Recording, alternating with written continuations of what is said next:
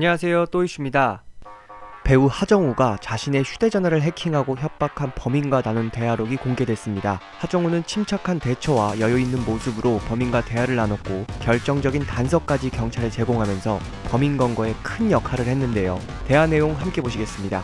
지난해 12월 2일 범인이 하정우에게 처음으로 접근합니다. 조건에 응해주면 모든 자료는 깨끗하게 폐기하겠다며 금전을 요구합니다. 하정우는 일시 후 다음날 실제 상황임을 알아채고 처음으로 해커에게 응답하게 됩니다. 그리고 하정우는 생각했습니다. 유출을 막음과 동시에 해커에 대한 정보를 파악하자고. 그래서 최대한 성실히 대화에 임하게 되는데요. 협박한 지 3일째 되는 날 많은 인물의 자료를 수집한다는 해커의 얘기에 하정우는 이를 경찰에 신고해야겠다는 결심을 하게 됩니다. 그리고 4일째 되던 12월 5일 해커의 긴 카톡에 답을 하지 않고 경찰에 신고하게 됩니다. 그리고 수사대에 맡겨 포렌식 분석도 의뢰하게 되는데요. 그리고 거의 하루 반나절이 지나서야 답장을 합니다. 이때부터 협상을 빌미로 시간을 끌기 시작하는데요. 경찰이 수사할 수 있는 시간을 벌어준 셈입니다. 그리고 하정우는 해커를 마음대로 요리하기 시작합니다. 식사를 챙기라는 말에 약을 올리는 것이냐, 불쾌하다, 하루 종일 오돌오돌 떨면서 오돌뼈처럼 살고 있다 등 밀당을 통해서 해커가 흘릴 만한 단서를 찾게 되는데요.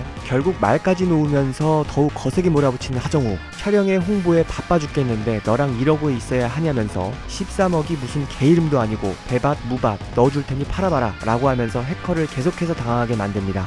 그러던 중 하정우는 한 가지를 떠올립니다. 해커가 협박을 위해 제시했던 자료들은 모두 클라우드 자료라는 것을 말이죠. 그렇게 이메일을 들어가 보니 아니나 다를까 그곳에서 삼성 계정 로그인 알람이라는 메시지를 발견합니다. 이를 바로 경찰에 제출했고 이는 해커의 범죄 수법을 파악하는 결정적인 단서가 돼버리게 됩니다. 그 후로도 해커와의 대화는 지속됐습니다. 하정우는 지금까지 해왔던 대로 밀고 당기기를 반복하면서 해커를 요리했고 협박도 제대로 통하지 않고 기다리기도 지친 해커가 12월 19일 영화 백두산의 개봉일을 D-Day로 두고 마지막 제안을 합니다. 하지만 하정우는 19일 이후부터 대꾸하지 않았습니다. 하정우가 시간을 끌어주고 단서를 제공한 덕분에 경찰이 해커의 정체를 알아냈기 때문인데요. 결국 서울중앙지검은 지난 7일 해커 일당 2명을 구속 기소하게 됩니다. 물론 하정우와 카톡을 나눈 해커는 잡히지 않아 경찰은 국제공조 등을 통해 수사를 진행하고 있는데요. 어쨌든 현실에서도 영화 같은 장면을 만들어내며 현실판 더 테러 라이브를 찍어버린 하정우.